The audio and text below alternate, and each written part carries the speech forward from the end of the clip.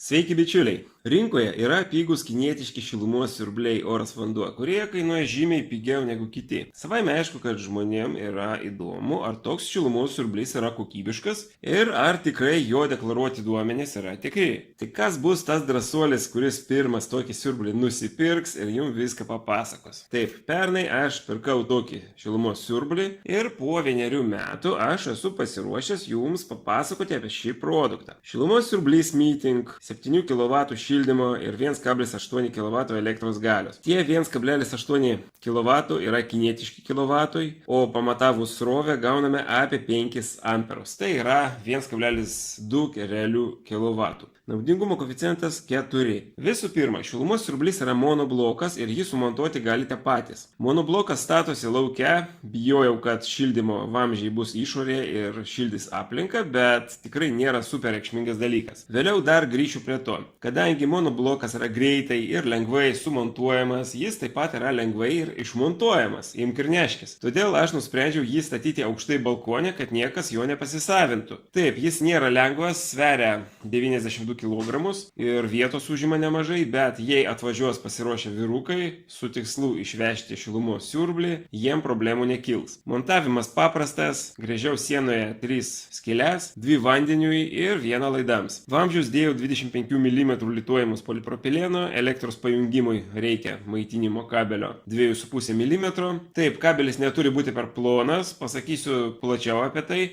Pirmam bandymui aš jungiau monobloką pro prailgintuvą. Ir įjungti aš tai jį įjungiau, bet išjungti su valdymo panelė nesigavo, nes valdymo panelė kas kelias sekundės persikraudavo. Kompresorius paėmė visą elektrą ir plonas kabelis negalėjo palaikyti pakankamai aukštos įtampos, kad dirbtų panelė normaliai. Kai pajungiau su tinkamu kabeliu, ši problema išnyko. Taip, be maitinimo kabelio pro sieną reikia pravesti sekančius kabelius: cirkuliacinio siurblio kabelį, srauto jungiklio kabelį, temperatūros daviklį, valdymo panelės kabelį. Cirkuliacinis siurbliukas, tačiau papildoma, vėliau pasakysiu kodėl.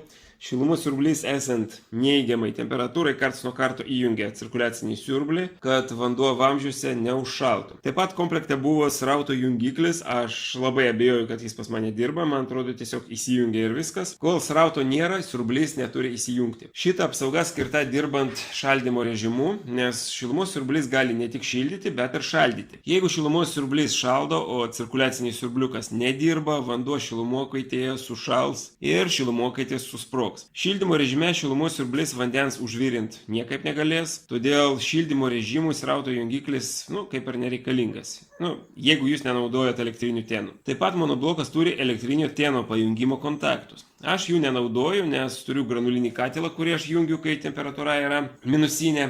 Turbūt laukite, kad papasakočiau apie mano monobloko efektyvumą. Tuoj pasakysiu, tik tai tam, kad jūs suprastumėte visas smulkmenas, pasakysiu, kaip aš jį pajungiau. O pajungiau aš jį vietoj radiatoriaus. Ilgai galvojau, kokią kryptimį reikia praleisti pro jį vandenį, nes sistemoje yra dar 2 cirkuliaciniai siurbliai, kurie valdomi iš granulinio katilo. Galų gale aš nusprendžiau daryti taip, kad siurbliai tarpusavį nesipjautų, o taip pat, kad vanduo siurblių filtriukose nebėgtų atbulai, ir šilumos siurblio išėjimą pajungiau į šaltą vamzdį, o atėjimą paėmiau iš karšto. Gausi, kad dirbant šilumos siurbliui per kai kuriuos radiatorius vanduo eina atbulai, bet dirbant abiem katilam vanduo cirkuliuoja įprastu režimu. Aišku, kad esant tokiam pajungimui žiemą iki boilerio šiluma nedaeina. Vasarą aš net nebandžiau jo jungti, nes boileris ir taip kaitinasi nuo saulės panelių, bet užsukus visus radiatorius ir įjungus boilerio cirkuliacinį siurblį galėčiau kaitinti vien boilerį. Tokiu būdu karštas vanduo turėtų praeiti dar ir per granulinį katilą,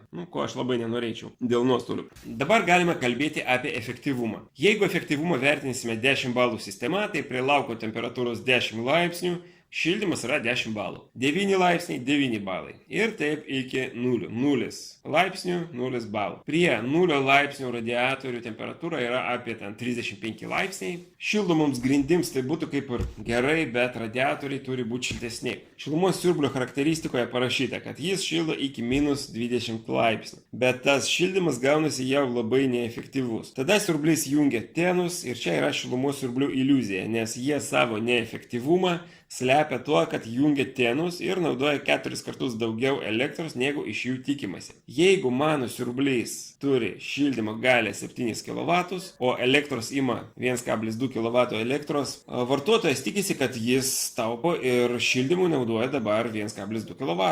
O iš tikrųjų šilumos siurblys ima 1,2 kW savo darbui plus 7 kW tenams. Gaunasi, kad su dabartiniam elektros kainom šilumos siurblys valgys kem 5 eurus per parą, o tai yra brangu. Aišku, tenus galima statyti ir nebūtinai 7 kW, nes jie parduodami atskirai ir galima statyti ir mažesnį, pavyzdžiui, 4 ar 3. Aišku, jei temperatūra laukia yra virš plus 5 laipsnių, šis siurblys visiškai apsimoka ir jo galima pilnai naudotis. Pirkau šį šilumos siurblį už 1650 eurų ir dar 200 gal eurų išleidau pajungimo medžiagoms. Dabar tiek pasakęs apie šilumos siurblį reikia pasakyti ir apie namą. Šildomas plotas yra apie 160 kvadratų, tą žiemą dar turėjau didžiulį langą, pro kurį išeidavo labai daug šilumos. Dabar šitas langas yra panaikintas ir kitą žiemą aš tikiuosi turėti dar geresnius rezultatus. Kaip pirkinys, aš manau, tas siurblys buvo neblogas sprendimas vien dėl beprotiškų granulių kainų ir žemos elektros kainos, kuri man buvo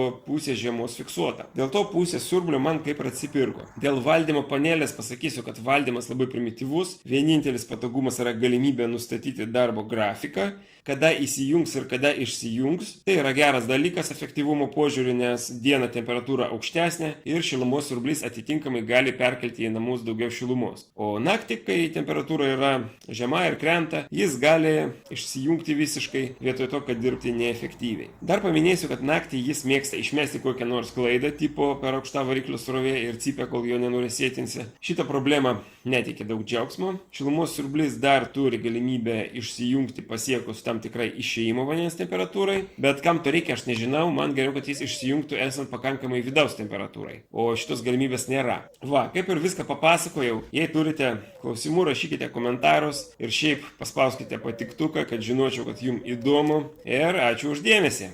Iki.